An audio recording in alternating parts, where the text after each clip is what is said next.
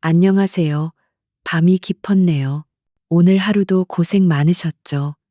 편안하게 쉬면서 오늘 밤 따뜻한 옛날 이야기를 들어보세요.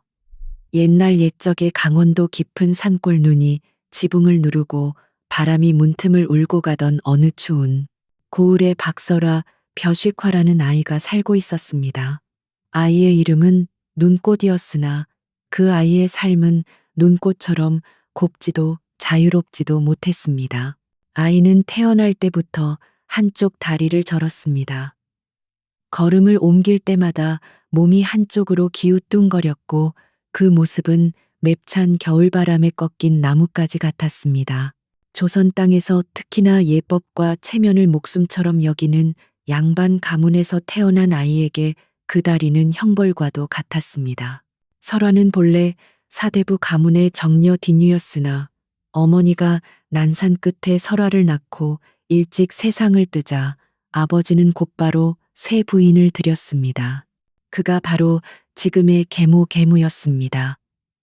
아버지가 고을 원님으로 발령받아 떠나고 없는 틈을 타 계모는 본가 재산을 축내며 설화를 종년보다 못하게 부렸습니다.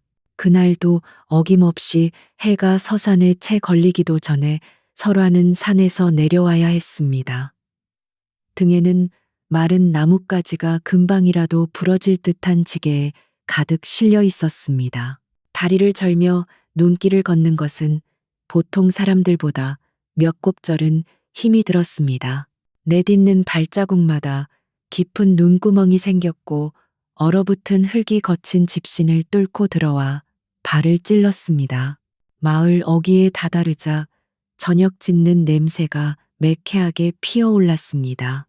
볏짚을 엮어 올린 초가지북마다 하얀 눈이 소미불처럼 덮여 있었고 그 위로 굴뚝 연기가 낮게 깔리며 퍼져나갔습니다.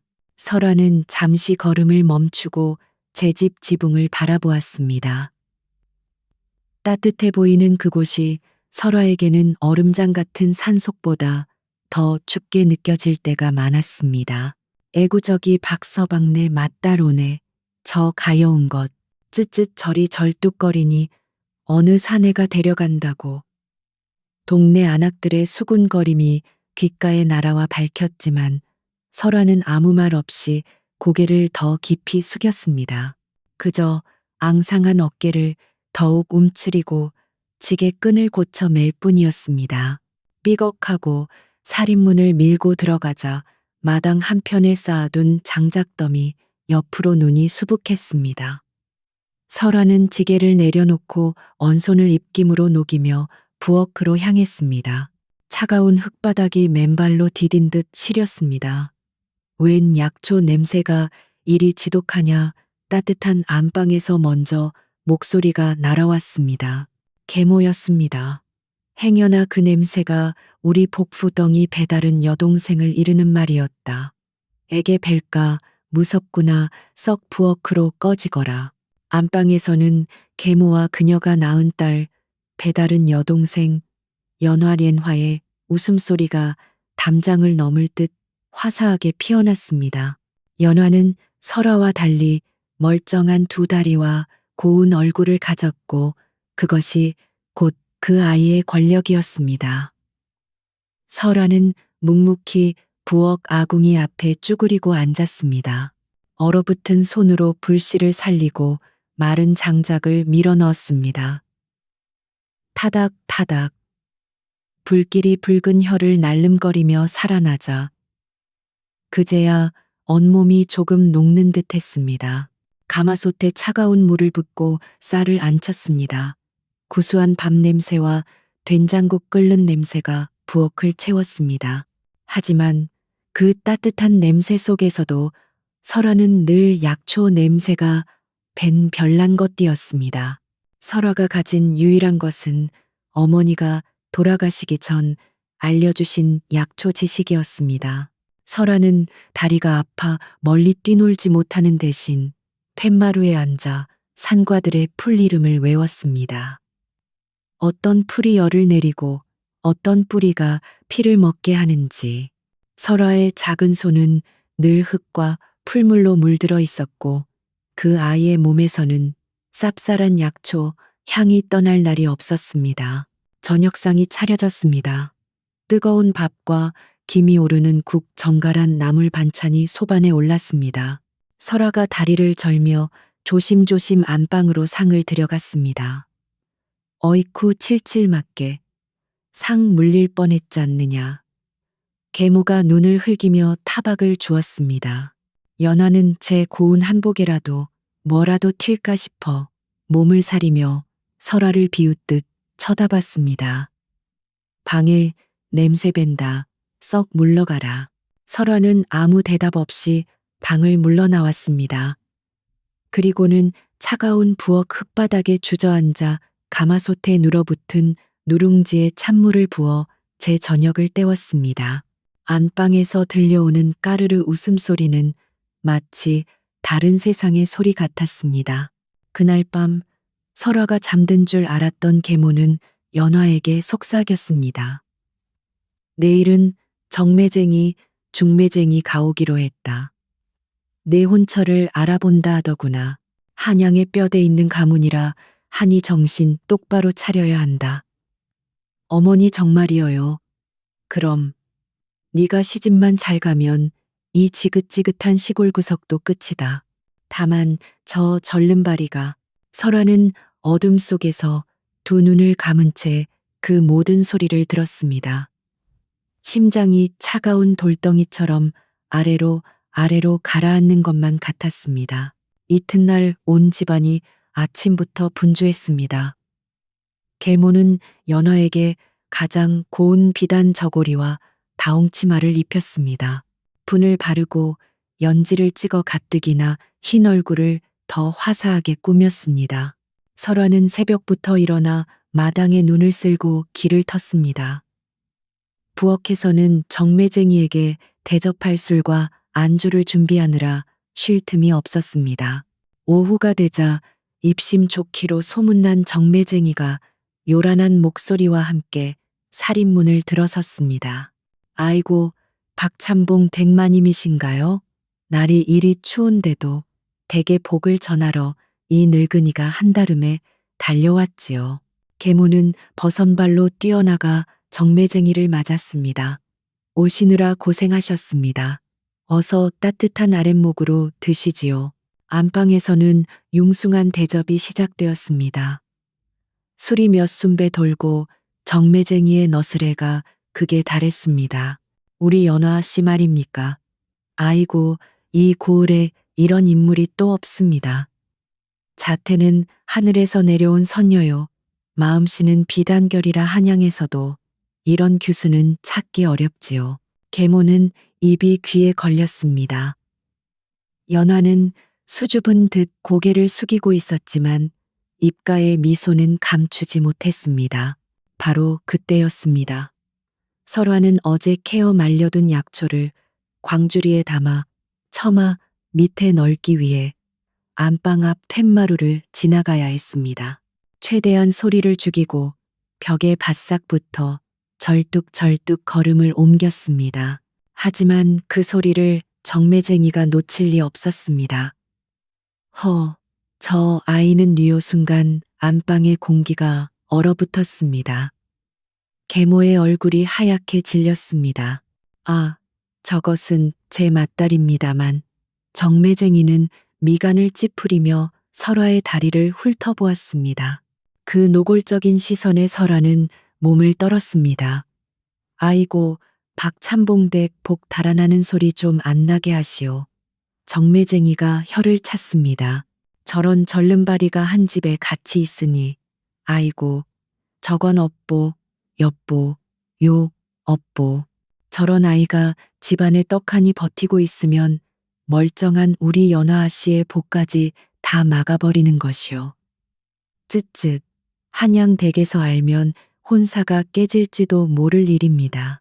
계모의 얼굴이 하얀색에서 푸른색으로 다시 붉은색으로 변했습니다.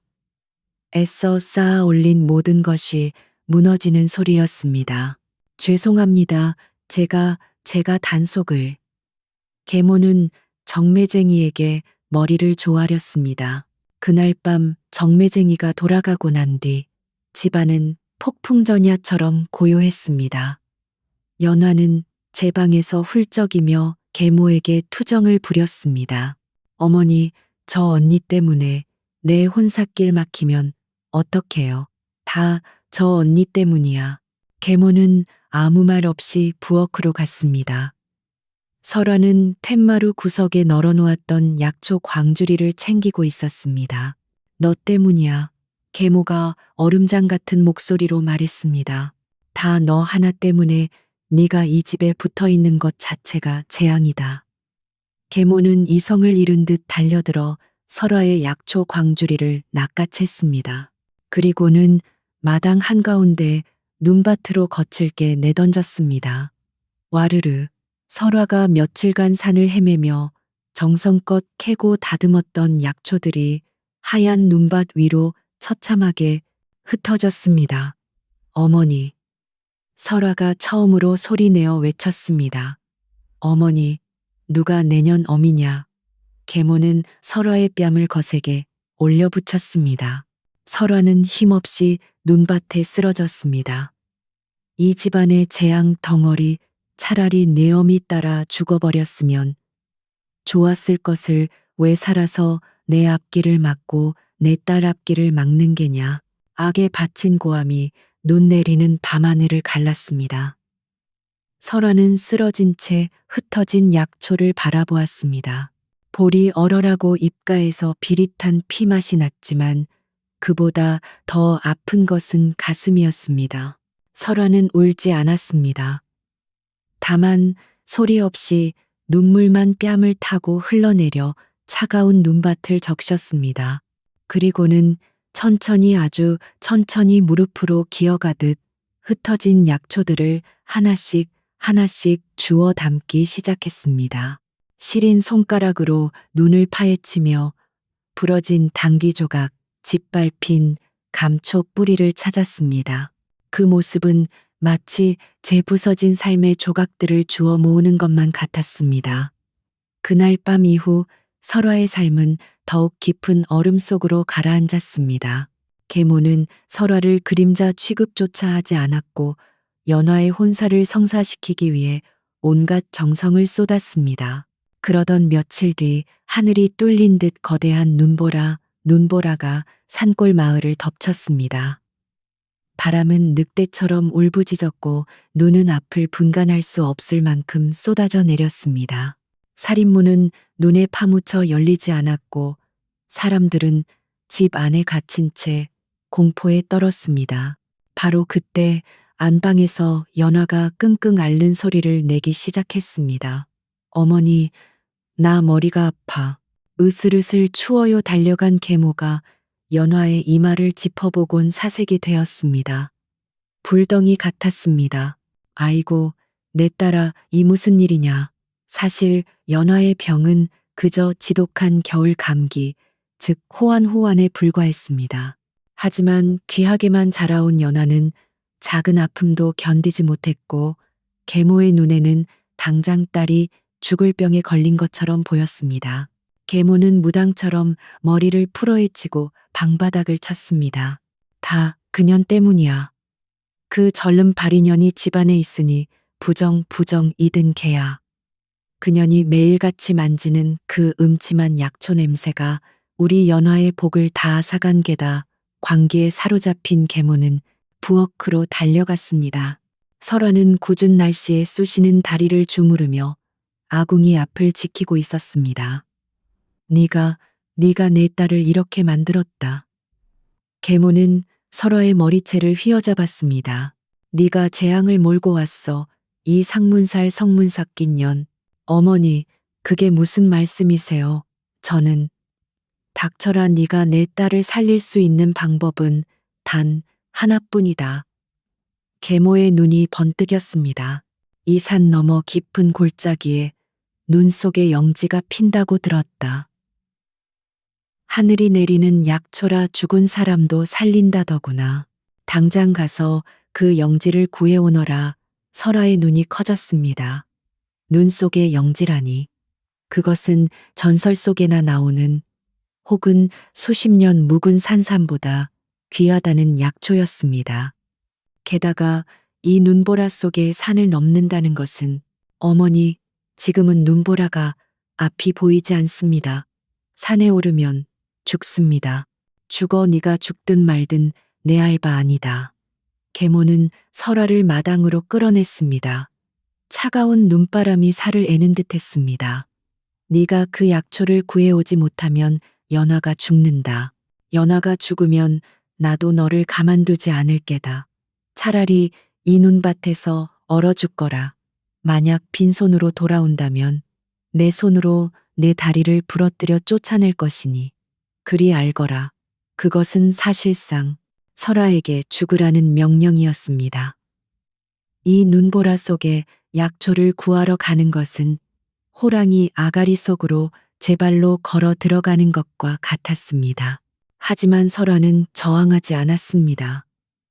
비록 자신을 미워하는 계모일지언정 유교의 가르침 속에서 자란 설아에게 어머니라는 이름은 무거웠습니다. 그리고 연화가 아픈 것은 사실이었습니다.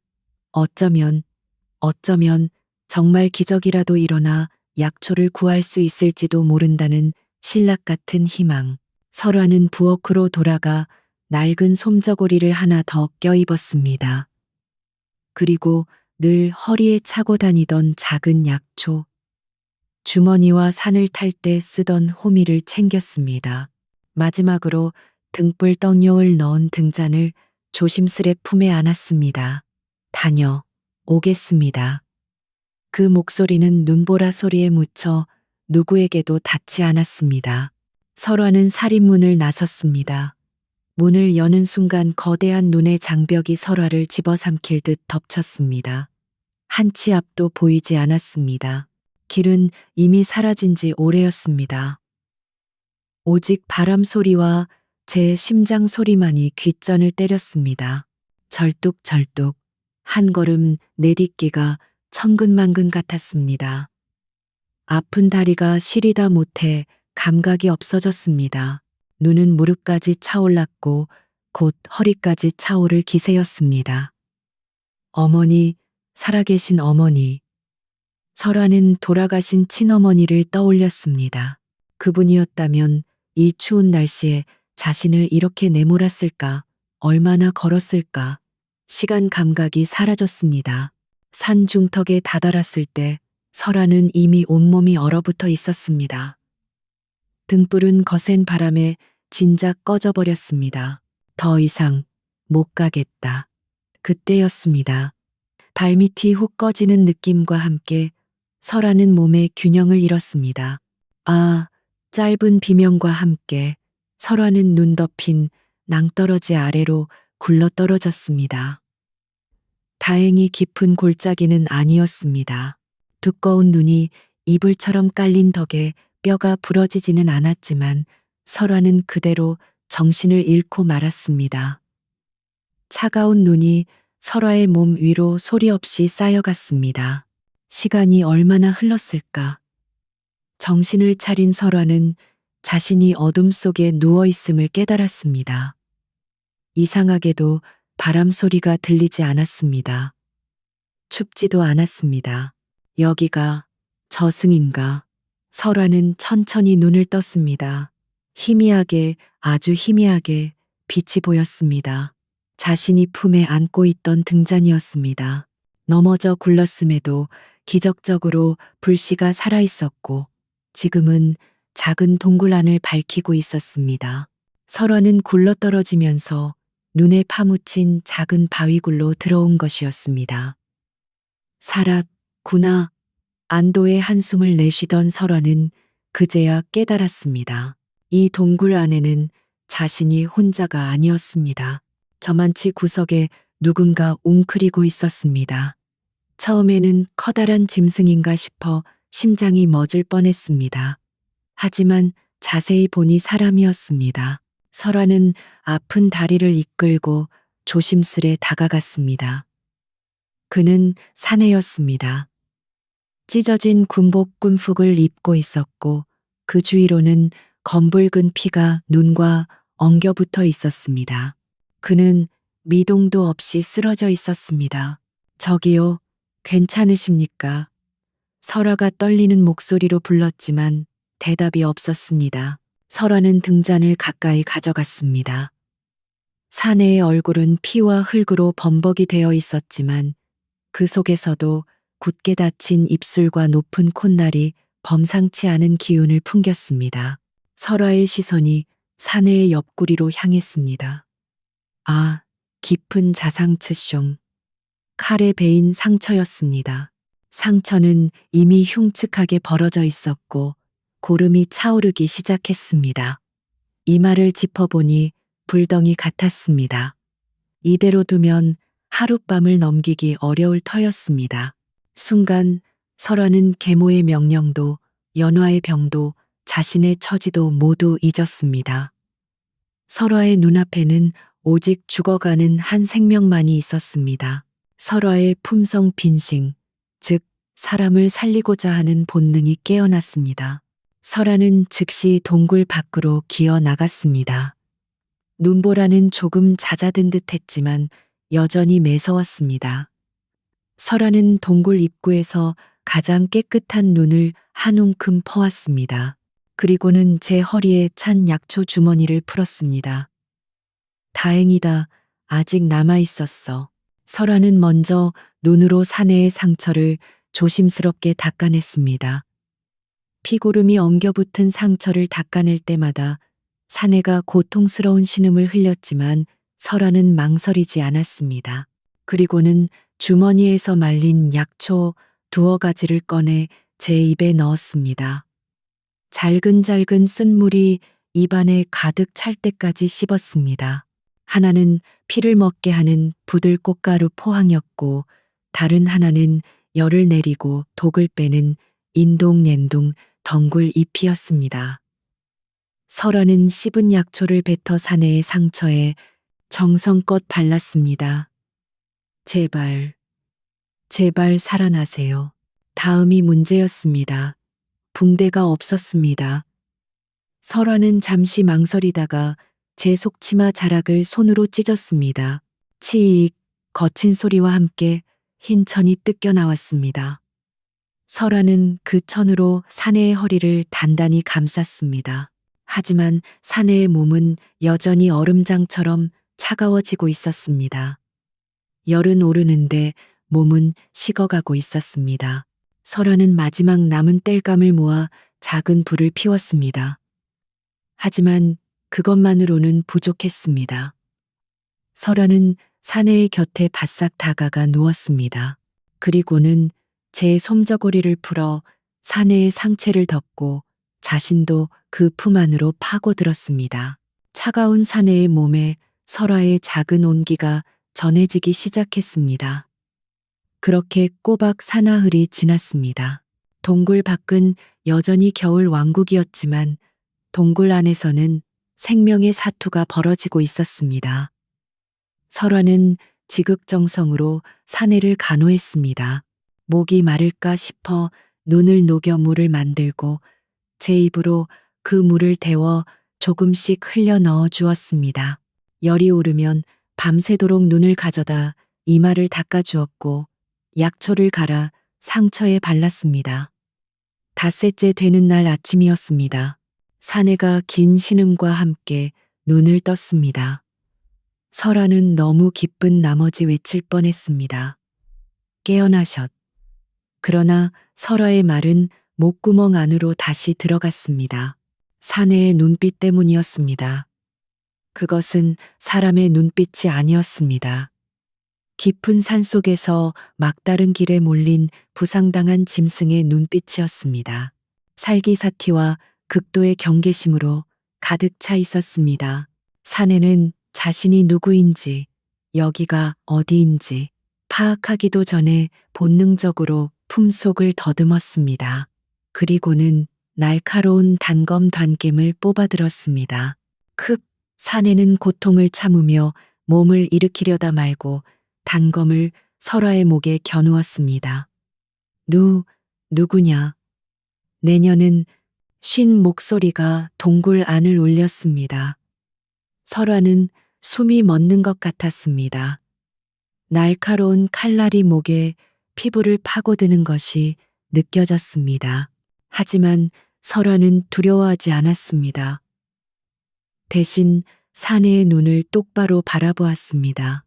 그토록 경계심 가득한 눈동자 속에 숨겨진 깊은 고통과 외로움을 보았습니다. 설화는 천천히, 아주 천천히 손을 들어 등불 옆에 놓아둔 작은 토기 그릇을 집었습니다. 그 안에는 설화가 눈을 녹이고 약초 뿌리를 달여 만든 따뜻한 물이 담겨 있었습니다. 설화는 그릇을 사내의 입가로 가져갔습니다. 움직이면 상처가 다시 벌어집니다. 사내의 눈이 흔들렸습니다. 죽이겠다고 칼을 겨눈 상대가 자신을 걱정하고 있었습니다. 마시세요. 속이 따뜻해질 겁니다. 설화의 목소리는 잔잔한 호수 같았습니다. 그 어떤 원망도 두려움도 저기도 없었습니다. 오직 순수한 염려만이 담겨 있었습니다. 사내 이헌 리헌은 평생을 왕실의 암투 속에서 살아왔습니다. 그는 웃는 얼굴 뒤에 칼을 숨기는 법을 배웠고 진심을 내어주는 순간 죽는다는 것을 뼈저리게 느껴왔습니다. 그를 쫓던 자객들의 칼보다 그를 믿게 만들었던 측근의 배신이 더 아팠습니다. 그런 그에게 이 절름발이 소녀의 눈빛은 그가 평생 한 번도 본 적 없는 것이었습니다. 스르릉. 이원의 손에서 단검이 힘없이 미끄러졌습니다. 그는 이 낯선 소녀가 내민 그릇을 받아들고 따뜻한 물을 천천히, 아주 천천히 목으로 넘겼습니다. 아이고, 그 추운 동굴 속에서 두 생명이 그리 만났답니다. 죽음의 문턱에서 서로의 체온에 기대어 하룻밤 또 하룻밤을 넘겼지요. 눈보라가 멎은 것은 그로부터 이틀이 더 지난 뒤였습니다. 마치 세상의 모든 소리를 다 집어삼킨 듯 동굴 밖은 눈이 부시도록 하얗고 고요했습니다. 그 사이 이헌 리헌이라 불린 사내는 기적처럼 차도를 보였습니다. 그는 본래 무예로 단련된 몸이었지만 이번 상처는 어이라도 손쓰기 힘든 치명상이었습니다. 허나 설화의 약초가 신묘한 효험을 보인 것입니다. 허는 며칠 만에 벽에 기댈 힘을 차렸습니다. 그는 말없이 동굴 구석에 쭈그리고 앉아 약초를 빻고 있는 설화의 뒷모습을 물끄러미 바라보았습니다. 작고 앙상한 등 하지만 굳건한 손길. 그는 궁궁에서 온갖 진기한 약재와 용하다는 의원들을 보아왔습니다. 하지만 저렇게 이름 모를 풀뿌리와 나무잎으로 썩어가는 살을 도려내고 새살을 돋게 하는 방식은 처음 보았습니다. 그대는 의술을 배운 게요. 헌의 목소리는 아직 잠겨 있었지만 처음의 살기는 사라져 있었습니다. 설화는 약초를 찢던 손을 멈추고 고개를 저었습니다. 배우지 못했습니다. 그저 돌아가신 어머니께서 알려주신 것들입니다. 산과 들에 버려지는 풀들 중에 사람을 살리는 힘을 가진 것들이 있다 하셨습니다. 버려지는 것들. 허는 그 말을 나직이 읊조렸습니다. 마치 제 처지를 말하는 것 같았습니다. 그는 시선을 돌려 설화의 다리를 바라보았습니다. 동굴 안을 오가며 자신을 간호할 때마다 그 아이의 몸은 위태롭게 기우뚱거렸습니다. 그대의 다리는 언제부터 그리 되었소? 설화의 어깨가 흠칫 떨렸습니다. 그 다리는 설화의 가장 깊은 상처이자 평생을 따라다닌 족쇄였습니다. 누구도 저렇게 대놓고 묻지 않았습니다. 그저 뒤에서 수군거리거나 불쌍히 여길 뿐이었지요. 설화는 잠시 망설이다가 처음으로 제 이야기를 꺼내놓았습니다. 태어날 때부터 일이 태어났습니다. 사람들은 재앙이라 했습니다. 이 다리 때문에 복푸이 달아나고 이 다리 때문에 집안에 우환이 낀다고 했습니다. 목소리가 가늘게 떨렸지만 울음은 없었습니다. 그저 담담히 사실을 말할 뿐이었습니다. 허는 한동안 말이 없었습니다. 그는 제 옆구리의 붕대를 만지작거렸습니다. 설화의 속치마 자락이었습니다. 이윽고 그가 입을 열었습니다. 그 목소리는 이상하리만치 따뜻했습니다. 재앙이라. 그는 희미하게 웃었습니다. 설화 쉐와라 하였소. 그대의 이름은 눈꽃이 구려. 사람들은 참으로 어리석소. 그 다리가 아니었다면 그대는 그 눈보라 속에서 남들처럼 빠르게 걸어 이곳을 지나쳤을게요. 그 다리가 그대의 걸음을 더디게 했기에 그대는 이 작은 동굴을 발견할 수 있었을 것이요. 허는 설화를 바라보았습니다. 그 눈빛은 연민이 아니었습니다. 그 다리가 그대를 땅에 머무르게 하는구려. 발걸음이 급한 자들 하늘만 쳐다보고 걷는 자들이 결코 보지 못하는 것들을 보게 하는 게지. 나처럼 말이오. 설화는 고개를 들었습니다. 난생 처음이었습니다. 자신의 이 저주받은 다리를 누군가가 그런 눈으로 봐준 것은 그 순간 설화의 가슴속 깊은 곳에 꽁꽁 얼어붙어 있던 무언가가 툭 하고 갈라지는 소리가 났습니다. 그 틈으로 따뜻한 온기가 스며들었습니다. 허는 자신을 배신했던 부하의 얼굴을 떠올렸습니다. 멀쩡한 두 다리로 자신에게 달려와 충성을 맹세했지만 그 빠른 발로 자신을 사지로 몰아넣었습니다. 허는 깨달았습니다. 진실로 귀한 것은 겉모습에 있지 않음을, 자신을 살린 것은 한양의 명의도 충성스러운 군사도 아닌 이 절름발이 소녀의 버려진 것들을 알아보는 마음씨였습니다. 이제 마을로 돌아가야지요. 헌이 자리에서 일어섰습니다. 상처가 아직 쓰라렸지만 그는 이를 악물었습니다. 그대의 집으로 데려다 주시오. 두 사람은 동굴을 나섰습니다. 눈이 그친 세상은 고요하고 아름다웠지만 마을로 내려가는 길은 험난했습니다.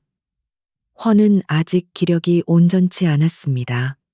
그는 자신이 사냥꾼이라 둘러대었습니다. 사냥 중에 멧돼지를 만나 다쳤고 정신을 잃었다고요. 설화는 그 말을 믿지 않았지만 굳이 캐묻지 않았습니다. 설화는 헌의 지팡이가 되어 주었습니다. 설화는 지름길을 알았고 어느 곳에 눈이 깊고 어느 곳에 얼음이 얇은지 알았습니다. 헌은 그런 설화의 인도를 묵묵히 따랐습니다. 마침내 저 멀리 설화의 집 초가지붕이 보였습니다. 굴뚝에서는 연기가 피어오르고 있었습니다. 연화가 아직도 아픈 것일까? 설화의 마음이 조급해졌습니다. 삐걱. 설화가 살인문을 밀고 들어섰습니다. 마당을 쓸고 있던 계모가 고개를 들었습니다. 그리고는 제 눈을 의심했습니다.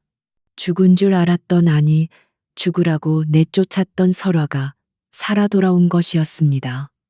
그것도 웬 낯선 사내를 부축한 채로 이 천하의 망할 년이 계모의 얼굴이 순식간에 불그락푸르락해졌습니다. 손에 들고 있던 쌀이비가 부들부들 떨렸습니다. 네가 감히 살아서 돌아와. 그것도 모자라. 사내를 끌어들여 방 안에서 소리를 듣고 뛰어나온 연화도 그 광경을 보고는 경악했습니다. 어머니 저것 봐. 저 절름발이가. 저. 계모는 설화가 눈 속의 영지를 구해오지 못한 것은 안중에도 없었습니다. 오직 연화의 혼삿길에 걸림돌이 될 저 재앙 덩어리가 살아 돌아왔다는 사실, 그리고 정숙지 못하게 사내를 데려왔다는 사실만이 중요했습니다. 이 부정한 년 내년이 약초는 목구 해올망정 눈밭에서 사내와 뒹굴다온 게냐. 당장 이 집에서 썩 꺼지지 못해. 계모는 이성을 잃고 쌀이비를 들어 설화를 내리치려 했습니다. 설화는 공포에 질려 눈을 감았습니다. 그때였습니다. 멈추시오. 얼음장처럼 차갑고 강철처럼 단단한 목소리가 마당을 갈랐습니다. 이원이었습니다.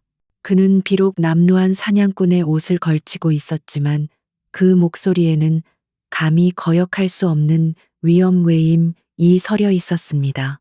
그는 설화의 앞을 막아서며 계모를 노려보았습니다. 부인. 헌의 눈빛은 깊은 동굴 속에서 설화를 겨누던 그때보다 더 차가웠습니다. 지금 무슨 짓을 하려는 것이오? 계모는 난생 처음 보는 사내의 기백에 눌려 주춤했습니다. 당신은 누군데 남의 집 가정사에 끼어들어 나는 저 여인에게 목숨을 빚진 사람이오. 헌은 상처의 아픔도 잊은 듯 허리를 꼿꼿이 세웠습니다. 부인은 저 여인을 죽음으로 내몰았으나 저 여인은 죽어가는 나를 살렸소. 눈밭에서 뒹군 것이 아니라 썩어가는 내 상처를 제 손으로 닦아내고 제 몸으로 나를 녹여 살린 것이요. 헌의 목소리가 마당을 쩌렁쩌렁 울렸습니다. 저 여인의 마음은 부인이 그렇게 아끼는 비단옷보다 곱고 저 집 기둥보다 올곧소. 청금 챈짐보다 귀한 마음이요. 그는 계모와 연화를 차례로 훑어보았습니다. 지금 이 순간부터 이 여인에게 손끝 하나라도 대는 자는 곧 나 이원을 대적하는 것으로 알겠소. 내 반드시 그 죗값을 1100배로 묻겠소이다. 계모와 연화는 그 기세에 눌려 아무 말도 하지 못했습니다.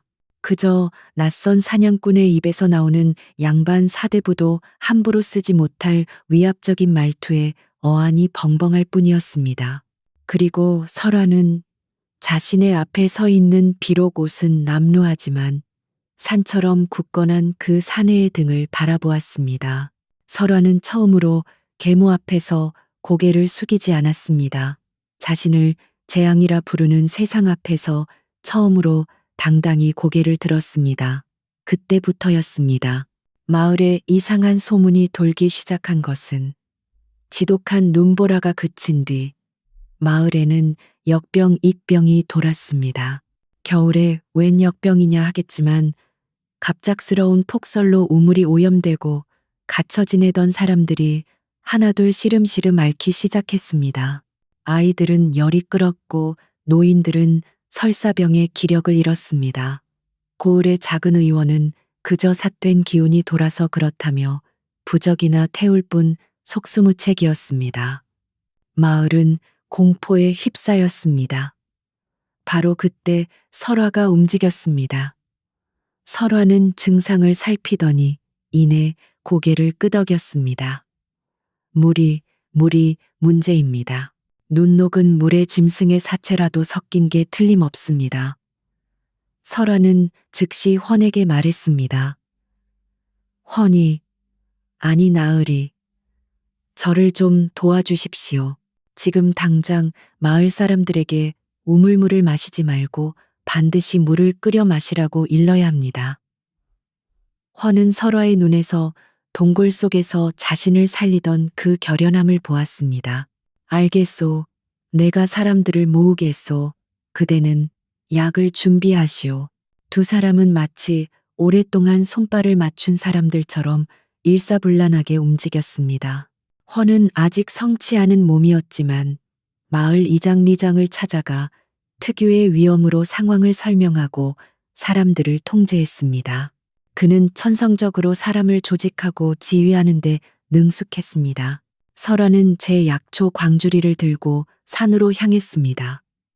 다행히 눈이 녹기 시작한 양지 바른 곳에 설화가 찾던 약초들이 있었습니다. 배탈과 설사를 멈추게 하는 향부자 샹푸즈와 백출, 박슈, 그리고 해독 작용이 뛰어난 포공형 부공잉, 민들레, 뿌리였습니다. 설화는 마을 회관 앞에 커다란 가마솥을 걸게 했습니다. 그리고는 밤새도록 약초를 다렸습니다. 쌉싸름한 약초 냄새가 온 마을에 퍼져나갔습니다.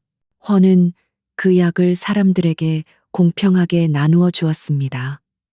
계모와 연화도 그 역병을 피하지 못했습니다. 두 사람 다 방 안에서 끙끙 앓아누워 죽을 소리를 내고 있었습니다. 설화는 묵묵히 약사발을 들고 그들의 방으로 들어갔습니다. 마시세요. 열이 내릴 겁니다. 계모는 부들부들 떨면서도 살기 위해 그 쓴 약을 받아 마셨습니다. 그렇게 며칠이 지나자 기적 같은 일이 벌어졌습니다. 죽어가던 아이들이 열을 내리고 설사를 하던 노인들이 기력을 찾았습니다. 설화의 말대로 물을 끓여 마시고 약초 달인 물을 마신 마을은 빠르게 안정을 되찾았습니다. 마을 사람들은 그제야 깨달았습니다.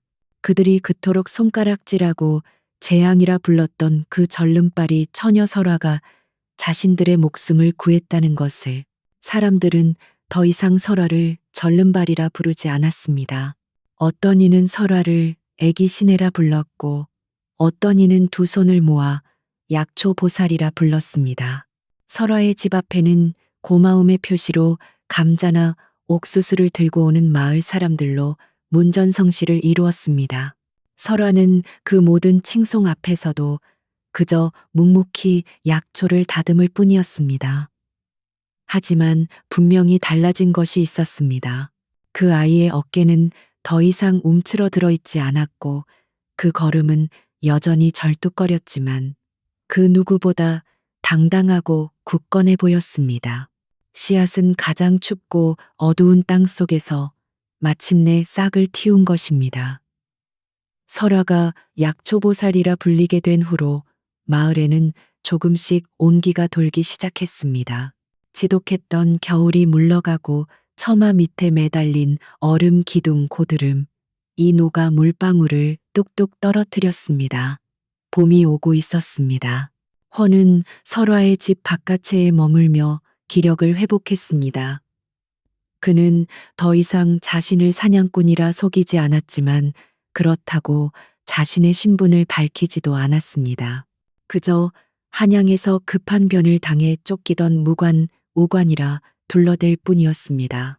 그는 설화와 함께 약초를 다듬고 마을 사람들의 부서진 울타리를 고쳐주며 조용히 때를 기다렸습니다.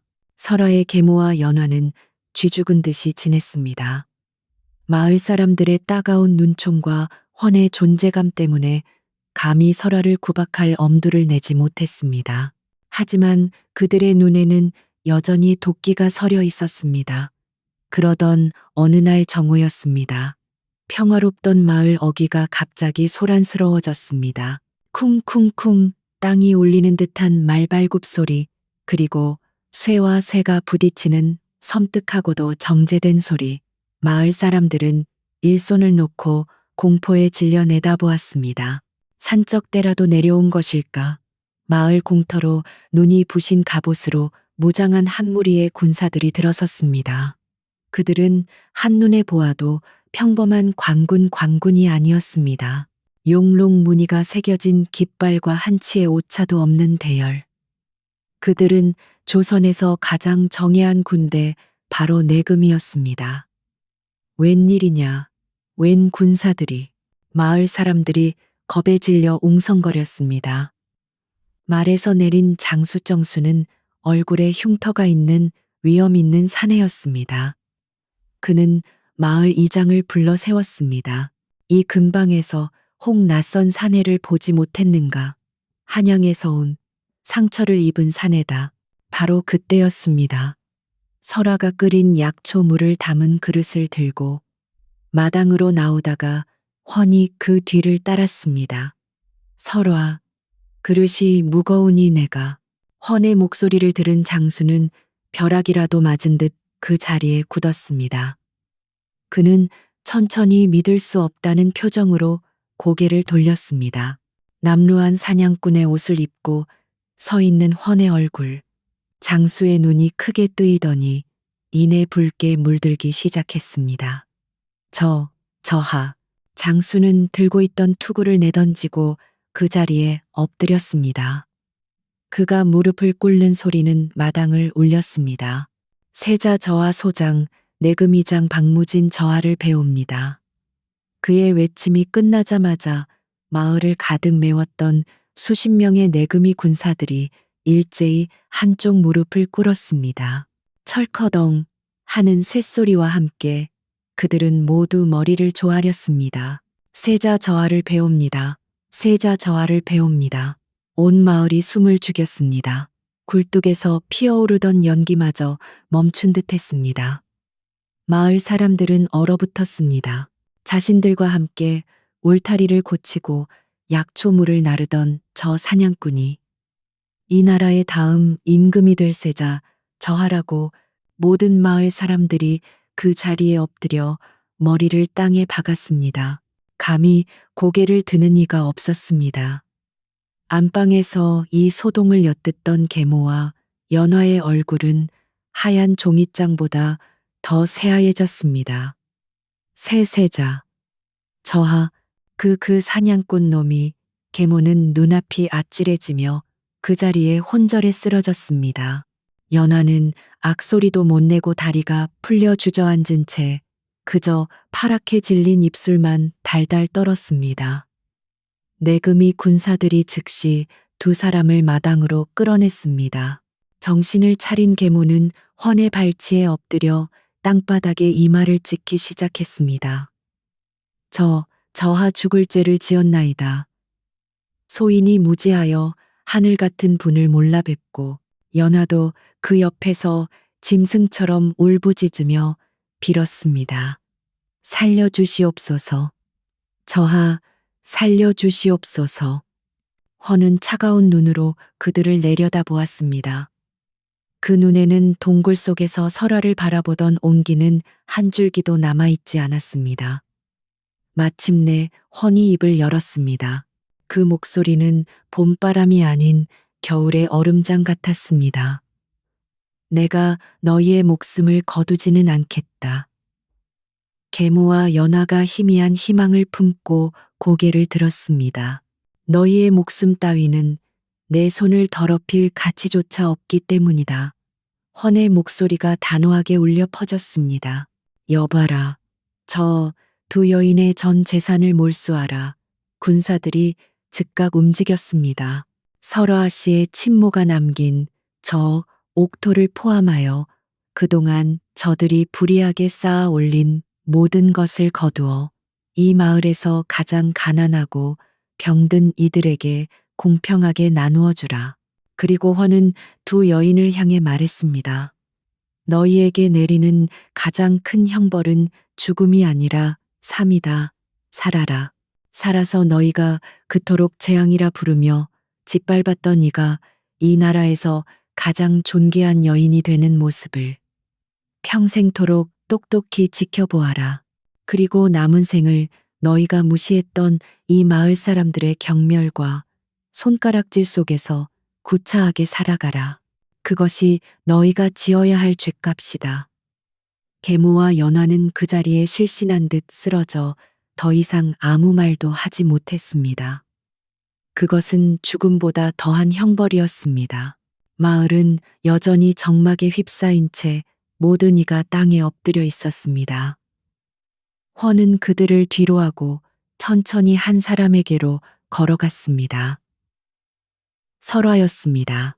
설화는 모든 것이 꿈인 듯 그 자리에 멍하니 서 있었습니다. 자신을 살려준 사냥꾼. 자신에게 처음으로 따뜻한 말을 건네준 사람. 그가 세자 저하였습니다. 설화는 다른 마을 사람들처럼 본능적으로 무릎을 꿇으려 했습니다. 이 나라의 지존이 될 분 앞에 감히 서 있을 수는 없었습니다. 그때 헌이 손을 내밀어 설화의 팔을 붙잡았습니다. 그리하지 마시오. 모든 이들이 숨을 죽이고 그 광경을 지켜보았습니다. 헌은 자신을 구해준 그 여인 설화의 앞에 섰습니다. 그리고는 흙과 약초 물이 들어 거칠어진 설화의 손을 두 손으로 감싸 쥐었습니다. 설화, 세자의 다정한 목소리가 울렸습니다. 그대는 나의 목숨을 구했소. 그리고 이 마을 백성들의 목숨을 구했소. 헌은 설화의 손을 들어 올리며 말했습니다. 내가 궁에서 본 그 어떤 화려한 비단이나 값비싼 보석보다도 흙이 묻고 굳은 살이 박인 그대의 이 손이, 그리고 그대의 그 마음이 이 나라에서 가장 귀하고 진실한 보물임을 나는 깨달았소. 설화의 눈에 눈물이 고이기 시작했습니다. 허는 설화의 눈을 깊이 바라보며 온 마음을 다해 말했습니다. 설화, 나와 함께 궁궁으로 가주겠소. 저하, 나의 빈 밤이 되어 주시오. 나의 세자빈 시즈분이 되어 그대의 그 지혜로운 머리와 따뜻한 마음으로 나와 함께 이 땅에 상처받은 백성들을 보살피는 동반자가 되어주지 않겠소. 설화는 차오르는 눈물을 주체할 수 없었습니다. 재앙이라 불리던 아이, 절름발이라 손가락질 받던 아이, 그 아이에게 이 나라의 세자가 평생의 동반자가 되어달라 청하고 있었습니다. 설화는 울면서도 웃었습니다. 그리고는 천천히 하지만 그 누구보다 굳건하게 고개를 끄덕였습니다. 헌의 얼굴에도 비로소 그늘 한 점 없는 환한 미소가 피어났습니다. 그로부터 몇 해가 흘렀습니다. 헌은 보위에 올라 성군이 되었고 설화는 이 나라의 중전존된 국모 고무가 되었습니다. 경복궁, 중궁전, 종궁된 가장 양지 바른 곳에는 조선 팔도에서 가장 크고 진귀한 약초원 역초園이 생겨났습니다. 그곳은 해민서 해민슈의 의원들이 드나들며 백성을 위한 약을 연구하는 곳이 되었습니다. 어느 따뜻한 봄날 중전 설화가 어린 원자 왠지의 손을 잡고 약초원을 거닐고 있었습니다. 중전은 여전히 걸을 때마다 몸이 한쪽으로 살며시 기울었지만 그 모습은 더 이상 위태롭지 않았습니다. 오히려 그 걸음걸이에는 세상의 모든 아픔을 감싸 안으려는 듯한 위엄과 자애로움이 넘쳐 흘렀습니다. 원자 보시지요. 이 풀이 바로 인동랜돈이랍니다. 겨울을 견딘다는 뜻이지요. 아무리 모진 눈보라 속에서도 죽지 않고 이듬해 반드시 꽃을 피워 사람을 살리는 약이 된답니다. 어린 원자가 고사리 손으로 인동초 잎을 만져보았습니다. 그때 주상주상 이원이 다가와 설화의 어깨에 따뜻한 용포 룸퍼를 씌워주었습니다. 중전, 봄이라 하나 아직 바람이 차갑소. 설화가 고개를 돌려 남편을 보며 환하게 웃었습니다. 두 사람은 나란히 서서 약초를 만지는 어린 원자를 바라보았습니다. 가장 혹독한 겨울에 천대받던 눈꽃은 마침내 녹아내려온 땅을 적시고 이 나라에서 가장 따뜻하고 향기로운 봄을 피워낸 것입니다.